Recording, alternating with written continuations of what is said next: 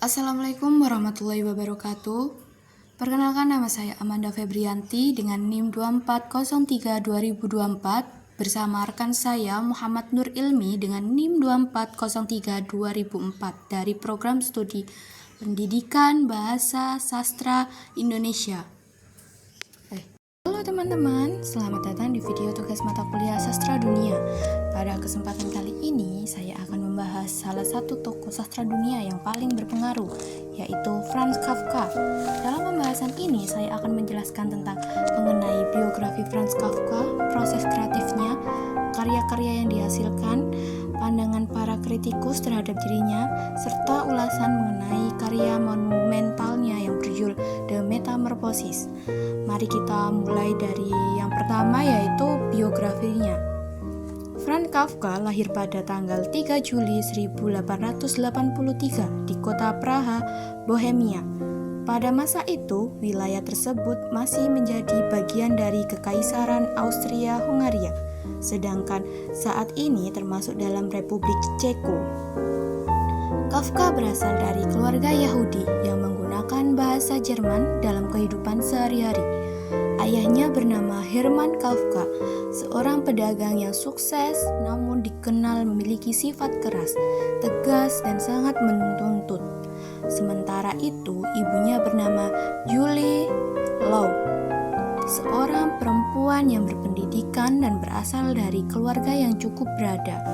Sejak kecil, Kafka hidup dalam lingkungan keluarga yang memberikan tekanan, terutama karena hubungan yang kurang harmonis dengan ayahnya. Ia sering merasa takut, tertekan, dan sulit mengekspresikan dirinya. Pengalaman tersebut kemudian menjadi salah satu sumber inspirasi utama dalam karya-karyanya. Tidak heran jika sebagian besar cerita Kafka menggambarkan tokoh yang merasa sendirian, terasing, tidak berdaya, serta berhadapan dengan kekuasaan yang sulit dipahami. Dalam bidang pendidikan, Kafka bersekolah di sekolah berbahasa Jerman di Praha. Setelah menyelesaikan pendidikan menengah, ia melanjutkan studi di Universitas Karls dengan mengambil jurusan hukum. Pada tahun 1906, ia berhasil memperoleh gelar doktor hukum. Setelah lulus, Kafka bekerja di sebuah perusahaan asuransi kecelakaan kerja.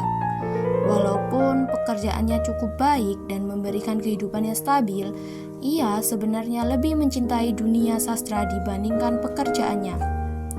Kafka biasanya bekerja pada siang hari, sedangkan malam harinya digunakan untuk menulis.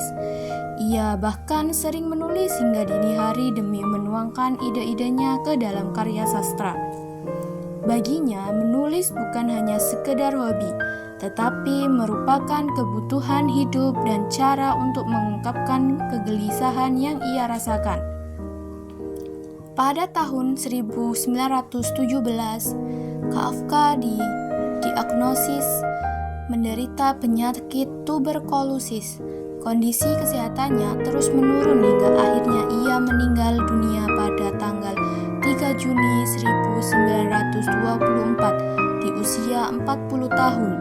Sebelum meninggal, Kafka sebenarnya meminta sahabatnya Max Brod untuk membakar seluruh naskah yang belum diterbitkan.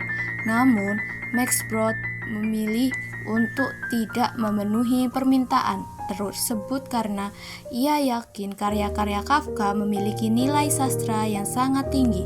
Berkat keputusan itulah hingga saat ini dunia masih dapat menikmati berbagai karya besar Franz Kafka.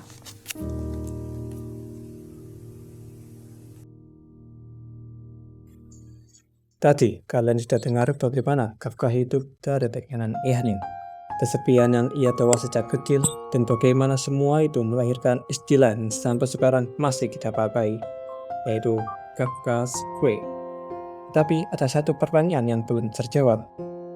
Kenapa dunia begitu terobsesi dengan seorang penulis yang semasa hidupnya nyaris tidak terkenal? Para kritikus sastra punya jawabannya. Bagi mereka, Kafka bukan sekedar menulis cerita aneh tentang birokrasi dan kekuasaan.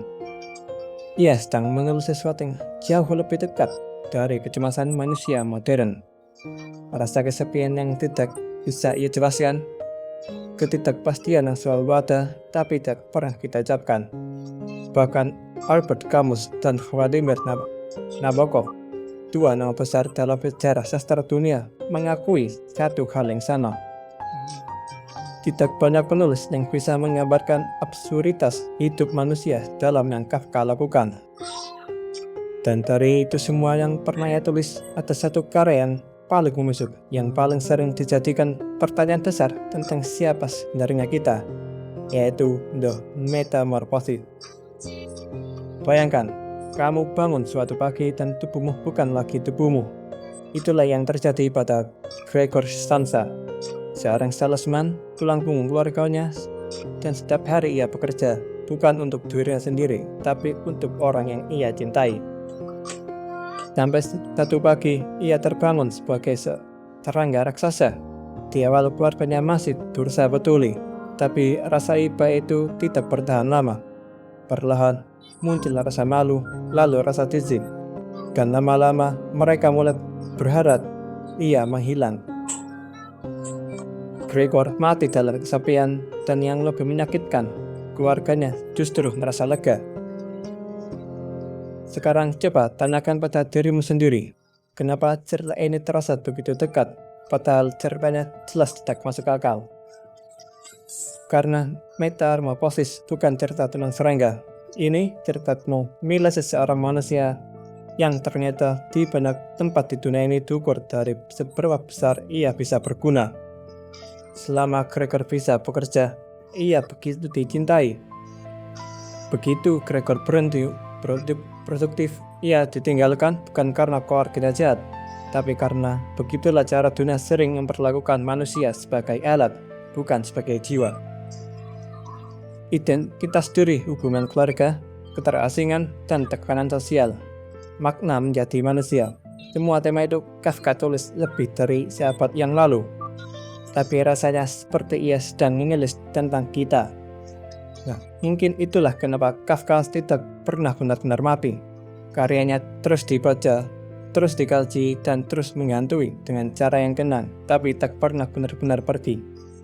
Karena pada akhirnya, pertanyaan yang ia ajukan bukan soal serangga, atau hukum, atau birokrasi.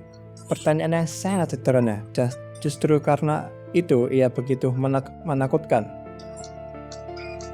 Kalau kamu berhenti berguna hari ini, apakah kamu masih akan dicintai besok?